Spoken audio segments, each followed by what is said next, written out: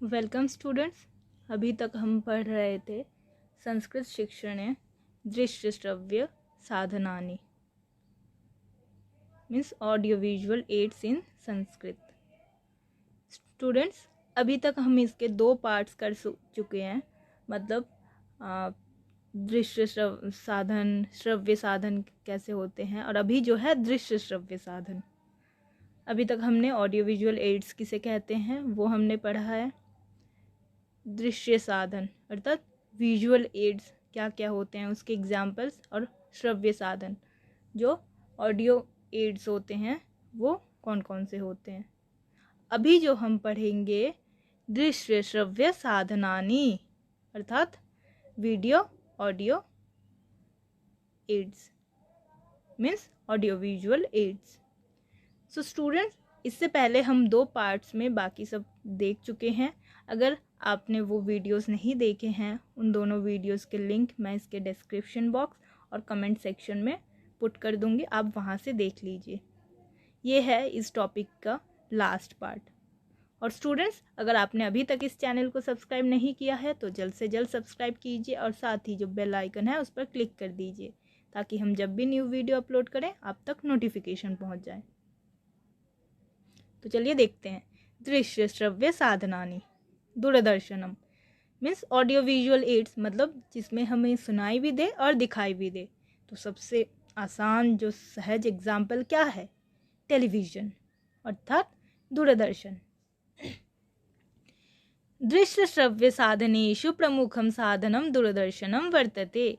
श्रव्य साधन धारा श्रोत्रेन्द्रियमेकमेव विषयग्रहणं करोति। दृश्य श्रव्य साधनेन श्रोत्रेन्द्रियं नयनेन्द्रियं च विषयग्रहणं कुरुत। अतः श्रव्य साधनानाम् अपेक्षया दृश्य श्रव्य साधनानां कृते अत्यधिकं महत्वम् अस्ति। दूरदर्शनस्य कृते दैनन्दिन शिक्षा जीवने महत्वपूर्णं स्थानम् अस्ति। अर्थात दृश्य श्रव्य साधनों में जो प्रमुख है वो टेलीविजन है।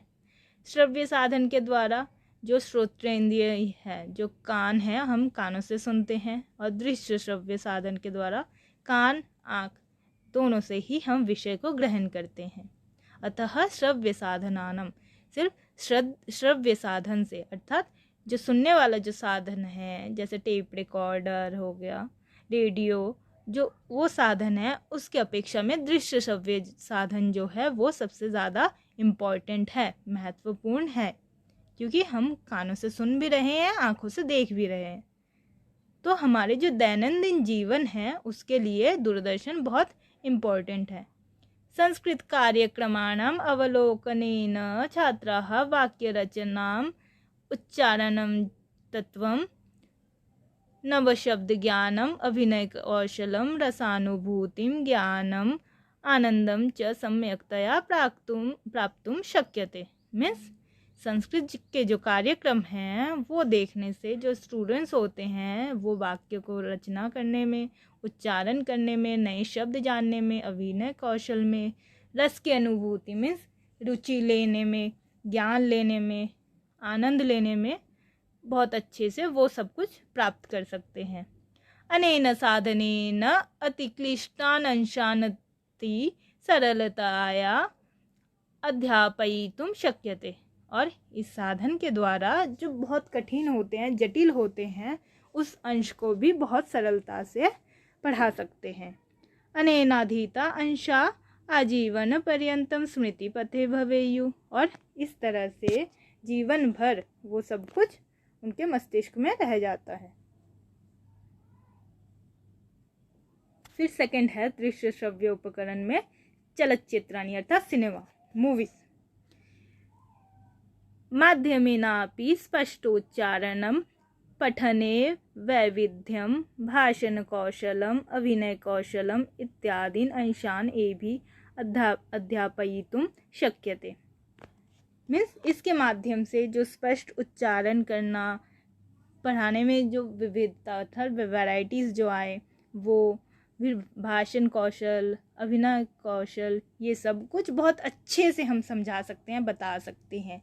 एतेषां चलच्चित्राणां द्वारा संस्कृतभाषायाः महत्त्वं भारतीयानाम् आचारविशेषान् रूपकाणि च सम्यक्तया प्रदर्शयितुं शक्यते। और चलचित्रों के थ्रू, सिनेमा के थ्रू हम संस्कृत भाषा के महत्व को, भारतीयों के जो आचार विचार हैं उन सब को बहुत अच्छे से दर्शा सकते हैं। फिर थर्ड है नाटकानि, अर्थात नाटक। संस्कृत शिक्षणे नाटकस्यापि महत्वमस्ति। संस्कृत के शिक्षण में जो नाटक है उसकी भी इम्पोर्टेंस है। मुद्रा राक्षसम, अभिज्ञान शाकुंतलम इत्यादीनि अनेकानि नाटकानि रंगमंचे अभिनेतुं शक्यन्ते। जैसे मुद्रा राक्षस, अभिज्ञान शाकुंतलम, इस तरह के बहुत सारे नाटक हैं जो हम प्ले कर सकते हैं, अभिनय करवा सकते हैं बच्चों से। वाचिक, आंगिक, सात्विक, आहारेश्चेति चतुर्विधो अभिनयो वर्तते। मीन्स उनकी जो एक्टिंग स्किल है, वो जो बच्चे जिस टाइप से बोलते हैं, जिस टाइप से बात करते हैं, वो सब कुछ उनमें सुधार ला सकते हैं। किसके द्वारा? नाटक के द्वारा। अभिनय से दर्शनेन, अभिनय के दर्शन के द्वारा। आरोह अवरोह पूर्वक भाषणस्य श्रवणेन च छात्राः भाषा प्रयोगम जानन्ति। और अभिनय के द्वारा कहाँ पे ज़्यादा हाई पिच में बोलना है, कहाँ पर लो पिच में बोलना है, वो सब कुछ बच्चे सीख सकते हैं। फिर है मस्तिष्क यंत्रम, अर्थात संगणकम, जिसको हम हमारी भाषा में कंप्यूटर कहते हैं। मानवेन इदानीं यत् कार्यं क्रियते, कि मानव के द्वारा आजकल जो भी कार्य किए जाते हैं, तदधुना मस्तिष्क यंत्रेण क्रियते, वो ज़्यादातर क्या है? कंप्यूटर के द्वारा ही किया जाता है। चार्ल्स बैबेज नामकः वैज्ञानिकः 1833 तमे वत्सरे एनं यंत्रम आविष्कृतवान। और जो चार्ल्स बैबेज है वो एक साइंटिस्ट थे और उन्होंने 1833 में इसका आविष्कार किया। वर्तमान समये मस्तिष्क यंत्रस्यैव राज्यं वर्तते। और आजकल के समय में, मीन्स इदानीम, आजकल जो समय चल रहा है उसमें कंप्यूटर का ही राज है।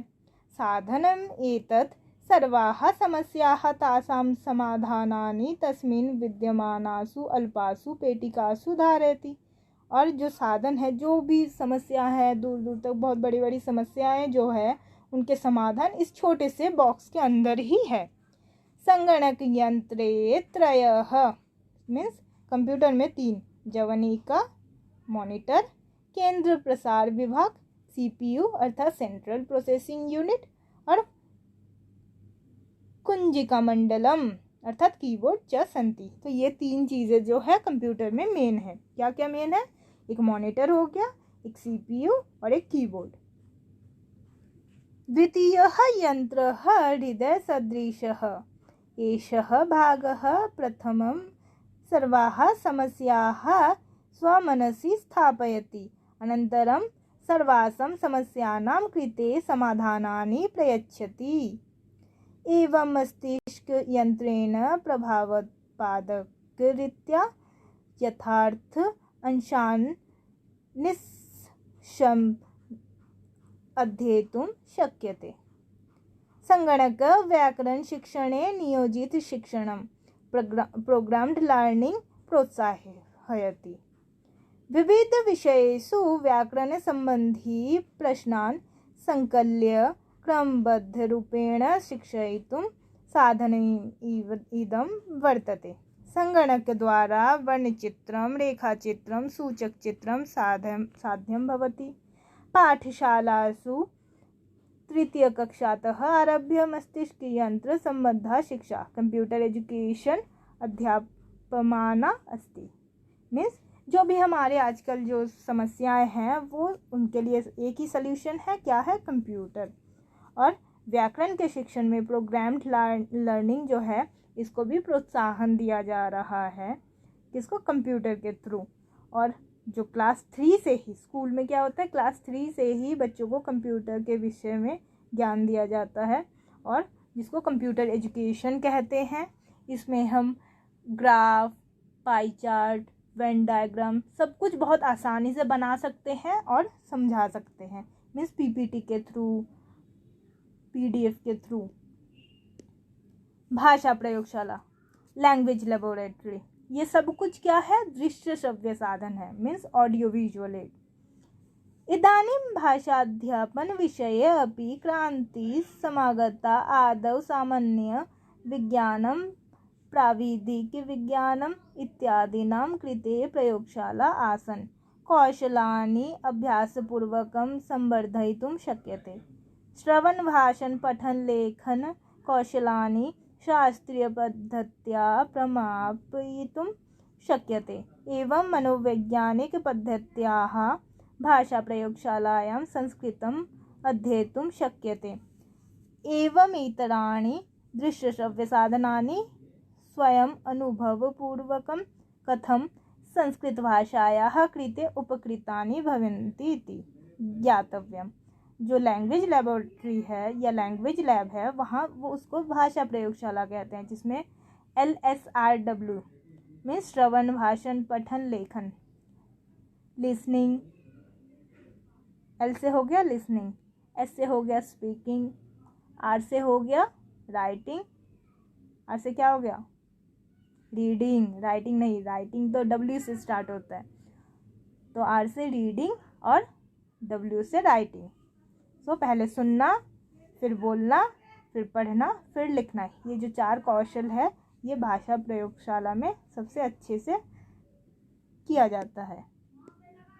उसके बाद देखिए, संस्कृत शिक्षणे दृश्य श्रव्य साधनानां प्रयोगे उपयोगिना लाभश्च। इसके क्या क्या लाभ है। स्टूडेंट्स, अगर आपने अभी तक इस चैनल को सब्सक्राइब नहीं किया है तो जल्द से जल्द सब्सक्राइब कीजिए और साथ ही जो बेल आइकन है उस पर क्लिक कर दीजिए, ताकि हम जब भी न्यू वीडियो अपलोड करें आप तक नोटिफिकेशन पहुंच जाए। फर्स्ट है शिक्षणे नूतनत्वं भवति, फिर है छात्राः अध्ययने आसक्तिं प्रदर्शयेयुः। ऐसे ही देखिए क्या क्या उपयोगिता और लाभ है।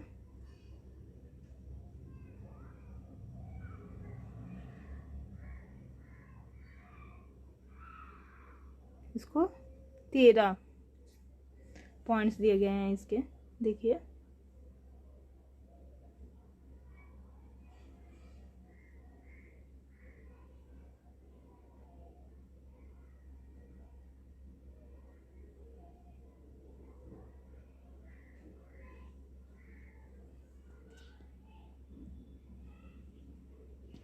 फिर इसके बाद देखिए निष्कर्ष कि दृश्य श्रव्य उपकरणानि शिक्षणस्य साधनानि भवन्ति, न तु साध्यानि। एतदर्थं संस्कृत शिक्षणे एतेषां सदुपयोगः कर्तव्यः। ऐसे ही पढ़ते जाइए। तो स्टूडेंट्स, आप इस पर असाइनमेंट भी बना सकते हैं, इस पर प्रेजेंटेशन भी दे सकते हैं, PPT बना सकते हैं, और आपके एग्ज़ाम के लिए भी ये बहुत हेल्पफुल है। अगर आपने अभी तक इस चैनल को सब्सक्राइब नहीं किया है तो जल्द से जल्द सब्सक्राइब कीजिए और साथ ही जो बेल आइकन है उस पर क्लिक कर दीजिए, ताकि हम जब भी न्यू वीडियो अपलोड करें आप तक नोटिफिकेशन पहुंच जाए। और साथ ही साथ इस वीडियो को अपने फ्रेंड्स के साथ शेयर करना ना भूलना। अगर कोई भी डाउट या क्वेरी हो तो कमेंट सेक्शन में कमेंट कीजिए। अगर कोई और टॉपिक चाहते हैं आप संस्कृत में तो कमेंट सेक्शन में कमेंट कर दीजिएगा। Thank you.